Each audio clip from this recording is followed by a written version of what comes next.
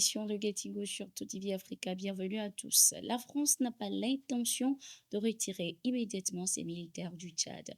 Ce 29 novembre, le Quai d'Orsay a réagi à la dénonciation de l'accord militaire entre les deux pays. Dans un communiqué, le porte-parole du ministère français des Affaires étrangères a déclaré que la France prenait acte de la décision du Tchad de mettre fin à la coopération militaire, mais qu'elle souhaitait poursuivre les négociations. La France met en avant sa stratégie de réduction de sa présence militaire en Afrique.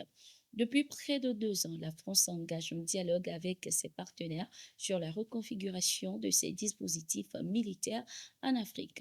Ce dialogue est particulièrement étroit avec les autorités tchadiennes qui ont souhaité voir évoluer le partenariat en matière de sécurité et de défense, a précisé le porte-parole. Ce 1er décembre 2024, le président tchadien Mohamed Idriss Déby est revenu sur le sujet et qualifié l'accord militaire de suranné, précisant qu'il ne répondait plus aux réalités sécuritaires et géopolitiques actuelles. Il estime que la présence militaire des forces françaises sur le territoire tchadien était inutile. Rappelons que ce 28 novembre 2024, le Tchad a mis fin à sa coopération militaire avec la France, invoquant des raisons de souveraineté. Le Tchad était le dernier bastion de la France au Sahel.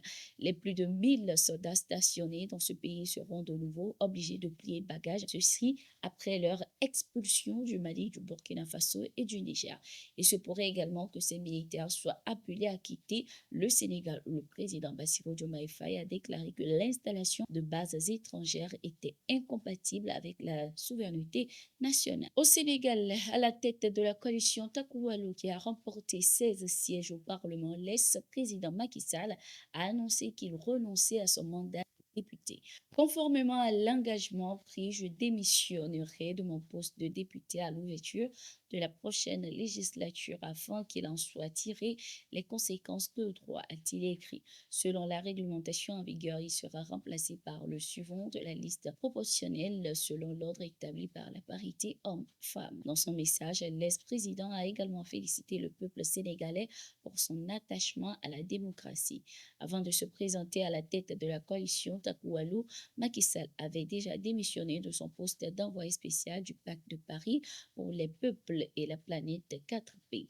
Dans une note adressée au président français Emmanuel Macron, il avait évoqué ses nouvelles responsabilités, notamment sa nomination à la tête de la coalition de l'opposition pour les élections législatives du 17 novembre. Rappelons que le parti PASTEF du Premier ministre Ousmane Sonko a remporté ces élections législatives, obtenant 130 sièges sur les 65 disponibles au Parlement. En Côte d'Ivoire, l'ancienne première dame Simone Yvette Gbagbo a annoncé sa candidature à l'élection présidentielle de 2025. À la tête de son mouvement politique, le mouvement des générations capables, elle estime que chaque Ivoirien, quelles que soient ses conditions, peut surmonter les épreuves pour rêver, créer, bâtir et réussir. Ces déclarations ont été faites lors de la première convention de son parti à Mossou, près d'Abidjan, en Côte d'Ivoire. Elle a également exprimé son désir de bâtir une nation ivoirienne réconciliée, forte, juste et équitable.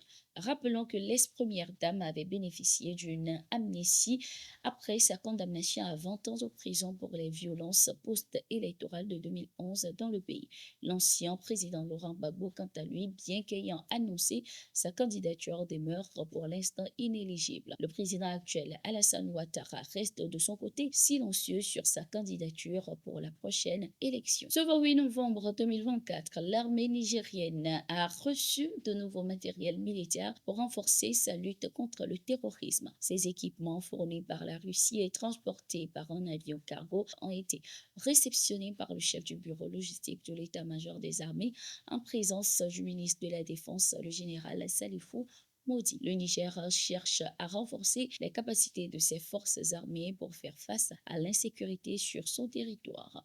Ces livraisons régulières de matériel russe renforcent considérablement les capacités opérationnelles de l'armée nigérienne et témoignent de la solidité des relations entre nos deux pays, a souligné le ministre de la Défense nigérien. Depuis le renversement de Mohamed Bazoum, le Niger a réorienté sa politique en investissant davantage dans son armée avec le soutien de pays pays comme la Turquie, l'Iran et la Russie.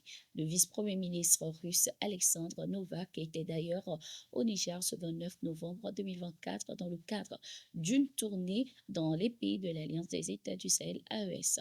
Lors de sa visite à Niamey, il a rencontré le premier ministre nigérien Maman Ali Lamine Zen pour aborder ainsi les priorités des deux nations et il a également eu quelques séances de travail avec quelques membres du gouvernement nigérien.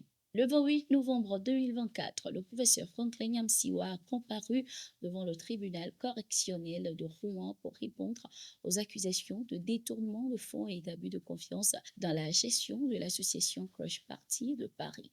Il a fait un point sur l'affaire à son retour, suivant un extrait.